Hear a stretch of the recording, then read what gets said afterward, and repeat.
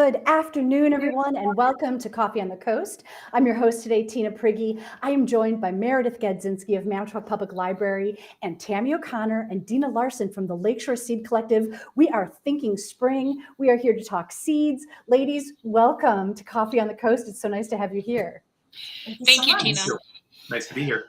Okay, so it is 42 degrees out on the coolest coast right now, and I'm so excited because I'm totally in a spring mindset with the topic today, with the colors that you're wearing, Dina and Tammy. I really feel like spring can't be that far off. So upcoming, there is a seed swap, and it's the third annual seed swap. Let's tell people, what do they need to know? What does this mean? How do they participate? Tell us everything. We kind of liken a seed swap to a potluck, where you bring things and you take things. And most gardeners I know have extra seeds, or they might have some seeds that didn't quite work out. So a seed swap is nothing more than the library giving us a space in the Belkansky room. And on the seed swap time, you will bring any seeds you no longer want, or ones that you are excited about you want to share, and then you'll be able to take seeds. There is no cost, and it's a good way to, one, lower your own inventory, but to pick up some different varieties or some plants that you never thought you could grow before. It's even more exciting, excuse me, are all the stories and getting together with all the other gardeners or wannabe gardeners, advice. Again, you don't have to bring seeds, just come and we will load you with seeds. It creates such an excitement, and it's a great way to celebrate spring. I love it. Are we talking flower seeds and vegetable seeds? Pretty much anything you can grow, vegetable, flowers. We first went to one, Tammy found one down near the Milwaukee area about 5 years ago, and that was the first time we went to one, and it was like, wow, this is cool. We need to bring this back home. And it took a couple years to get it going, but it's exciting. And last year, as Tammy said, the conversation was just amazing. That all the varieties that people brought in was overwhelming, really. I love it. So blessed to have the library as a host for us, because they just bring in the people. Their advertising, everything has been just wonderful through the public library. So if somebody is bringing seeds, is there a recommended way that they bring them? Should they be in a little plastic baggie or envelopes, or just in their hands? Like how do you want people to be bringing seeds? We've seen it all. A lot of times, if they have the original packet, that's nice, because then people can see growing instructions with it. But some people, self-included, I save like from junk mail all of those envelopes. I'll throw seeds in there and write on it. We will have little coin envelopes available. So we encourage people to just take what they're planning on using. Don't take a whole packet, but you only want 4 tomato seeds, and just take 4. You can write on the envelope. It was neat. I think it was last year, there was someone who came, didn't know about it, ran home, got some flower seeds from Mexico, I think, that he had saved, and he brought them back. So that was pretty much just, here, I have these. So yeah, anything works. A couple of people even brought, a pumpkin. They had some pumpkin seeds. They brought in the actual pumpkin so you could see it, or Job's Tears. They brought in the actual beads so we could see it, pictures. A lot of people just bring their phone, take a picture of the seed packet then with the directions. It's been a whole lot of fun. Yeah, what a wonderful way to have community and to have that exchange. So is there, over the last 3 years and participating in these seed swaps, have you come away with something that you've been pleasantly surprised by, or that you were excited to have in hand that you hadn't had before, or anything like that? The Job's Tears was definitely one of the really interesting things. Actually, if the plant produces seeds that actually can be used as beads for jewelry. That was very exciting. And there was a rhubarb plant last year that unfortunately got picked when somebody was weeding at my house. So I'm hoping I will be able to replant that one. For me, my quest is, I want to find the best tomato out there. So I'm always excited to see just different tomato varieties I haven't had a chance to try before. And that's one of the beauties of this as well, because you're exposed to all these different types of plants that didn't know about, or maybe they were expensive to buy a whole packet, and good way to do it. And this seems like it's the perfect time of year to be thinking about what to plant. Like, how soon do you guys, do you like to get into your gardens? I go in early. My peas I'll plant as soon as I can get in the ground. Sometimes that's March. So I'm an early bird, and I usually order my seeds by December.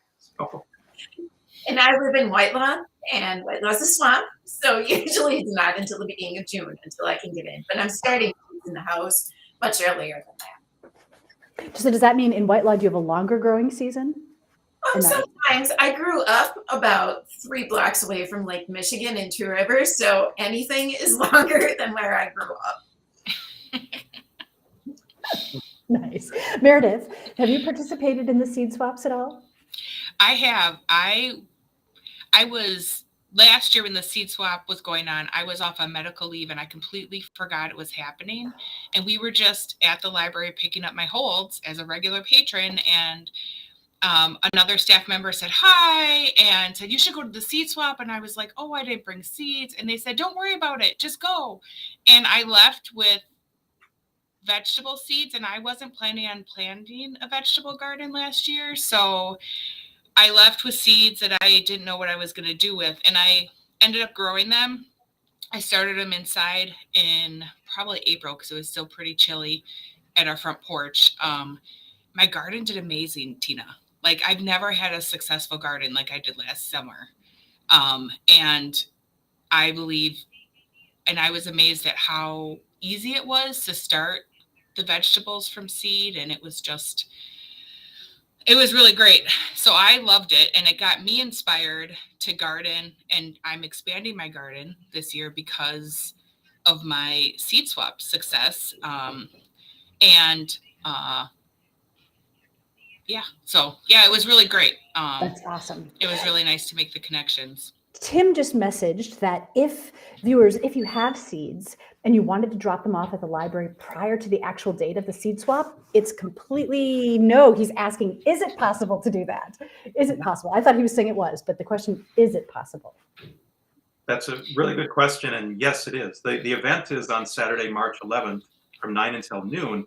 In advance of that, if people have seeds they know that they want to put into the swap, there's a box, I think it's down near the front desk. Is that correct, Meredith? Yes, it's at the front service desk. Okay, so people can put their seeds in there, and that'll give us time to organize them perhaps, or if maybe they can't make the event and they just want to contribute, absolutely they can drop them off there. Definitely. Okay, Dina, Tammy, is there some seeds that you've had success with that you're bringing to the swap that you're pretty excited about?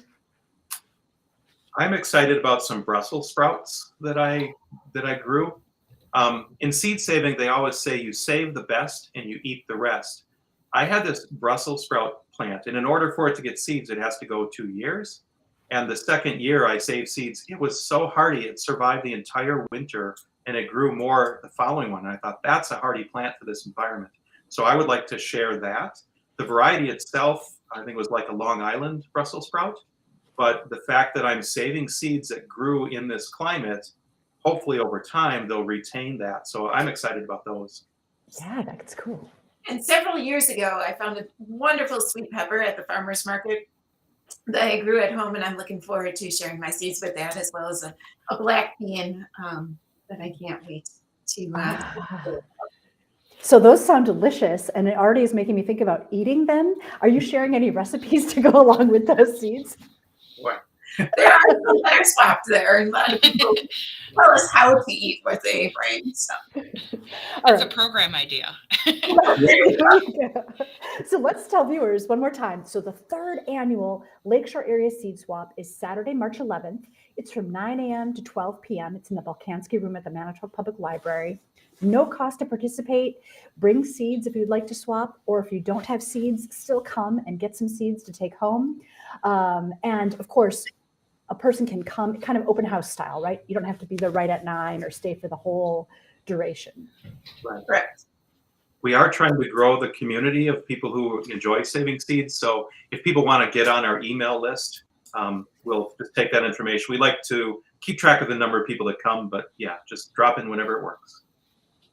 What I like about that, Dina, is it makes it seem so close at hand, so possible, right? Like to know that there are seeds and then there are experts like yourselves with knowledge to share. It makes me feel like, okay, because I don't have a green thumb, I could almost try, right? Like maybe I could have some success.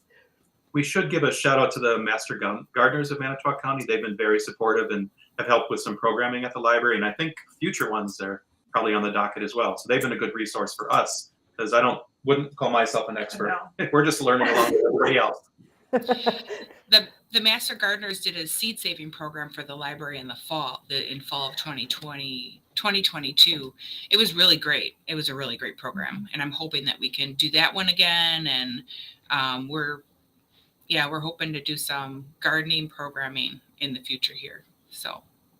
Gosh, I love our community. I love sharing this knowledge. And you guys have something also new to introduce here on the show. Meredith, do you want to talk about the seed library? I'm super fascinated to know what this is about.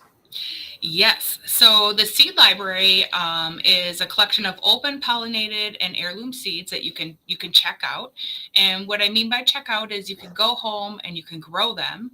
And if you can, save some seeds and bring them back and donate them back to the library for others to then check out and grow again.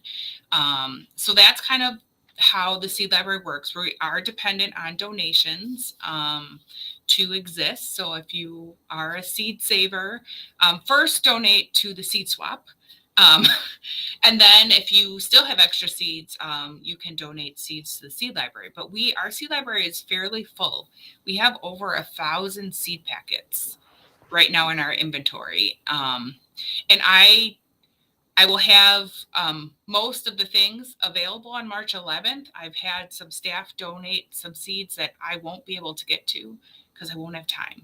So, but the seed library inventory is always changing with people checking out and people donating. So that's kind of how it's going to work. And the first day it'll be available will be March 11th, but it's intended to be a permanent collection at the library. So it's not going away. It's going to be here. And I'm really excited about it. I'm excited to be able to offer access to seeds to everyone, to anyone who would want them. Yeah, so I love it. So what I'm hearing too is it's launching on March 11th, but it's not that you don't have to access it on March 11th. It's going to be there into perpetuity. Mm-hmm. Yeah. So, Yeah. The plan is for it to be, this is normal for us to have this collection at the library. I love it. And I love that sort of pay it forward concept where you check out the seeds and then if you're successful with them, you bring a couple back to pay it forward for the next person. That's pretty cool. And Dina and Tammy have been instrumental in helping me plan this seed library. I am a beginning gardener for sure, and they've been really helpful in the organization aspect of it and stuff with the growing instructions and just questions that I've had about seeds. After the seed saving program, they left the Master Gardeners donated seeds and they were in the plants still. And I was like, I don't know what to do with this. I don't even know where the seeds are in these plants. And Dina and Tammy took them and we're going to get the seeds out and offer them either, I'm assuming through the seed swap. And they had the expertise to know what to do with that. And I certainly didn't. And then another thing I need to mention is the Manitowoc County Historical Society donated a card catalog to house where the seeds packets will be located. So you can see the picture there. And they donated that piece of furniture. And if you've looked on eBay, they're not cheap. So we really appreciate the fact that they're willing to partner with us on this project. Okay, and that's so cool. It's like full circle, right? So when I was a kid, that card catalog was essential for locating any books that you wanted in the library. And then with the invention of computers and whatnot, those went away. And it's so cool to see them now coming back for this adapted purpose of the seed library. And then also, if you have questions about the seed library and inventory questions and growing instruction questions, most of those answers are found on the seed library landing page. And if you still have a question, feel free to ask. Library staff should be able to help you, at least point you in the right direction. So I'm super excited. And the seed library page is public. So people can start looking now and you can look at the inventory now through the website. I highly recommend it. Meredith has spent countless hours, I'm sure, building that, but there's instructions on there. There's lots of dreaming to be done on there. It's a wonderful resource. And the great part, you can't lose it because you just go on your cell phone or the computer and just bring it right up and you can see it again. Nice. There's also will be a paper copy of growing instructions and as current inventory as I can have near the seed library. And then I forgot what I was going to say now. Shoot. Oh, one thing that I've learned with the growing instructions is some of the seeds that were donated came with stories of how they ended up here. So like with the growing instructions, there's these amazing stories of this seed came from Germany in 1836 and ended up in, somewhere here. And now it's, so it's their historic varieties of seeds. They have these stories, family stories and attached to them. And it's just really cool. I didn't know that about seeds. I had no idea. So that's been kind of a fun thing. It's like genealogy for seeds. That's a great analogy. So, I really like family history. So I was like, this is amazing. I got really excited about that. So there was a few years ago, Tammy found a fish pepper that came from the Caribbean. There were Haitians who then, when they emigrated to the U.S., brought it to the Baltimore area. So now there's a lot of that pepper in the cuisine of the, northeastern part of our country. And it's just fascinating. There's an Abe Lincoln's tomato or squash that his family liked. And that's why seed saving is so powerful. It preserves that history and those stories live on. It's fascinating. Mm-hmm. Without growing the seeds, the stories die. I mean, the seed is only a seed, but we have to make sure that we're continually planting them so that they can live, because they need to adapt to our changes in our environment. Otherwise, that breed will just go away. Will be extinct if we don't continue to keep growing them. Wow, I love that. What a valuable component, and that just is so enriching, right? To think that these seeds come with stories, that there's history in the seeds. Oh, wow. How fun. All right. I'm going to put up this graphic one more time because it's the seed swap on Saturday, March 11th. And it's also the debut of the seed library. And what we see under your names, ladies, is the Lakeshore Seed Collective. Tell people more. What's the Lakeshore Seed Collective? I'm starting to form an idea, but I want to hear your words. The Lakeshore Seed Collective kind of came about because of our partnership with the public library. As we were working on the seed library with Tim and Meredith, they kept on saying, well, we need a name, we need a name, and kind of a vision of where we want to go. And that's how we came up with Lakeshore Seed Collective. Basically, we're a Facebook group, right? We have right now, and a group of people that are just looking to find other like-minded people and talk about, okay, what works for you? What's not working? What questions do we have? Because sometimes, if you are looking at the open pollinated, especially if we look at some types of squash, you aren't going to get the same squash that you planted as a seed because it was cross-pollinated. And, we want to make sure that we're careful with some of that. Sometimes it can be very easy. Sometimes it doesn't turn out at all. So is the Lakeshore Seed Collective, so this is new? Yeah, very new. Okay. I love it. Yep, go ahead. Well, just as Tammy was saying, like-minded people, and no matter what your passion is, if you're around like-minded people, it creates this energy and everybody learns from everybody else. And, we are so thankful for the library and supporting us. And, when you were saying before, this is a great place to live and be. And I mean, I truly think we are the coolest coast. I second that.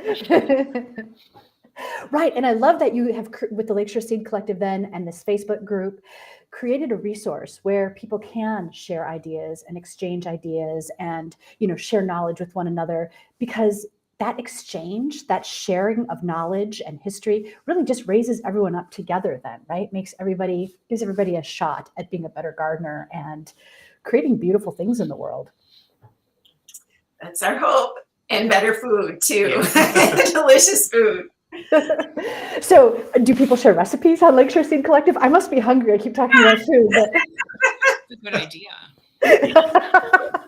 Come fall, harvest time. Right. So is there a proper way to store seeds? like in the fall or whatever, when you collect the seeds from whatever you've grown, do they have to, do you put them in the refrigerator? Do you put them in the basement? How do? Usually want to keep them cool and dry. But I learned something last year. I saved old prescription bottles. I thought that'd be a perfect way to do it, but that can retain moisture, and that's not a good environment for them.